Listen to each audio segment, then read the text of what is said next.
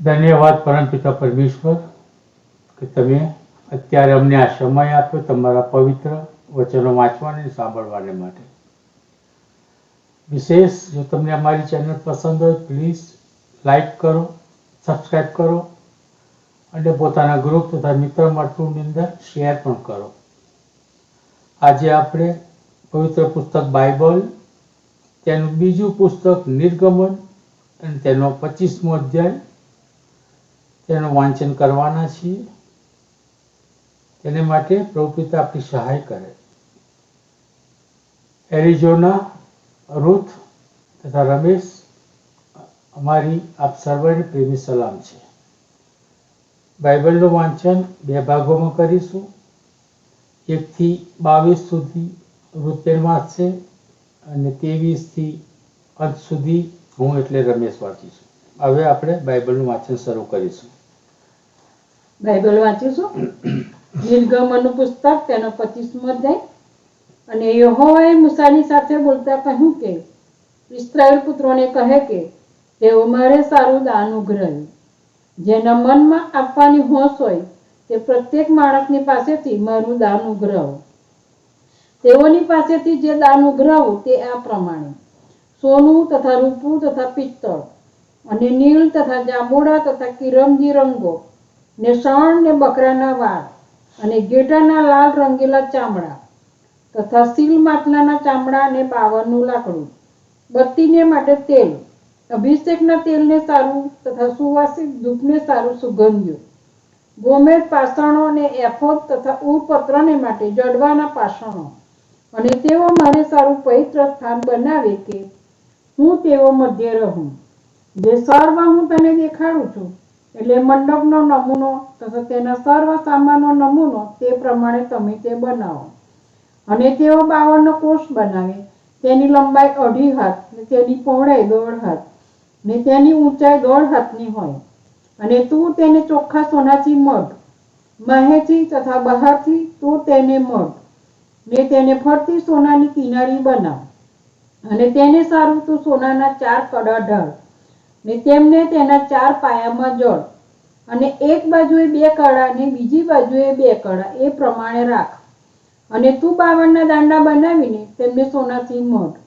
અને કોષ ઉચકવાને માટે તું કોષની બાજુઓ પરના કડામાં દાંડા ઘાલ.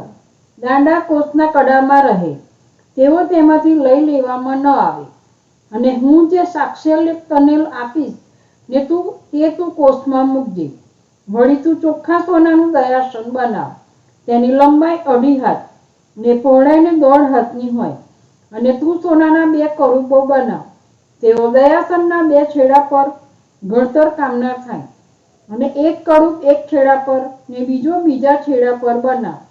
દયાસનને 2 છેડે તેની સાથે સળંગ એ પ્રમાણે તું કરૂબો બનાવ. અને કરૂબો પાંખો ઊંચી પસારીને તું મુખો સામસામા રાખીને દયાસન પર પોતાની પાંખોથી આચ્છાદન કરી. કરૂબોના મોં દયાસન બની રહે. અને કોષ ઉપર તું દયાસન મૂક. અને હું તને જે સાક્ષ્યલેખ આપીશ તે તું કોષની અંદર મૂકજે. અને ત્યાં હું તને મળી ને ઇસ્રાએલ પુત્રોને સારું જે આજ્ઞાઓ હું તને આપીશ તે સર્વ વિશે સાક્ષ્યલેખના કોષ પરના દયાસન ઉપરથી 2 કરૂબોની વચમાંથી હું તારી સાથે વાત કરીશ. વળી તો 52ની મેજ બનાવ. તે 2 હાથ લાંબી, 1 હાથ પહોળી તથા 1.5 હાથ ઊંચી હોય. અને તું તેને ચોખ્ખા સોનાથી મઢ ને તેને ફરતી સોનાની કિનારી બનાવ. અને તેને ફરતી તું 4 આંગળની કોર બનાવ ને કોરની આસપાસ સોનાની કિનારી બનાવ. અને તેને માટે સોનાના 4 કડા બનાવીને તું તેમને તેના 4 પાયાના 4 ખૂણામાં જડ. મેજ ઉચકવાના દાંડાની જગ્યા થાય માટે કડા કોરની નજીક રહે. અને તું મેજ ઉચકવા સારું 52 દાંડા બનાવીને તેમને સોનાથી મઢ.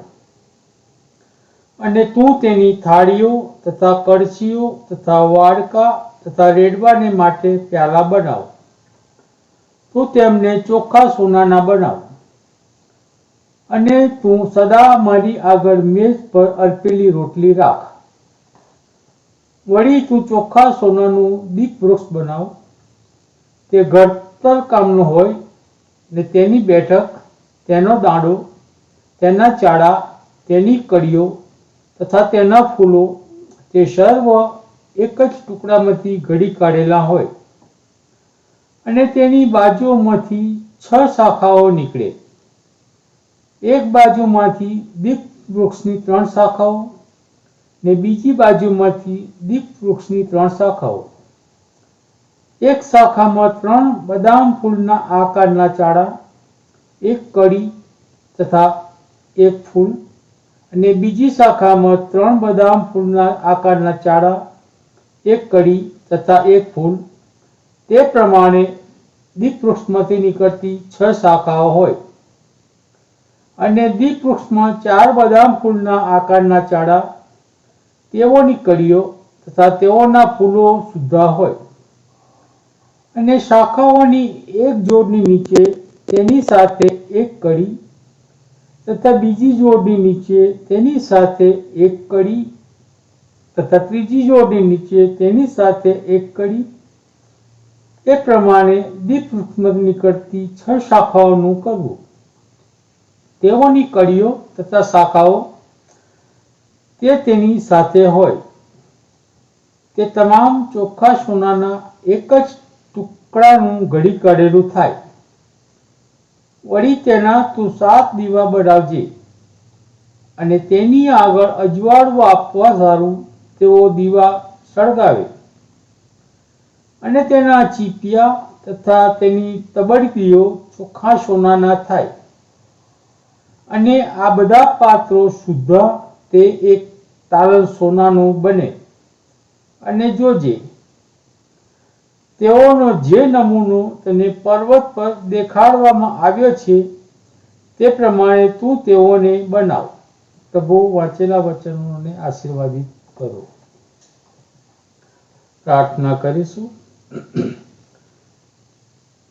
પરમ ઊંચામાં મહિમા હો પરમ પિતા પરમેશ્વર, તમને આજના દિવસમાં તમે અમને તમારા પવિત્ર વચનો, સુંદર વચનો વાંચવાને માટે આપ્યા.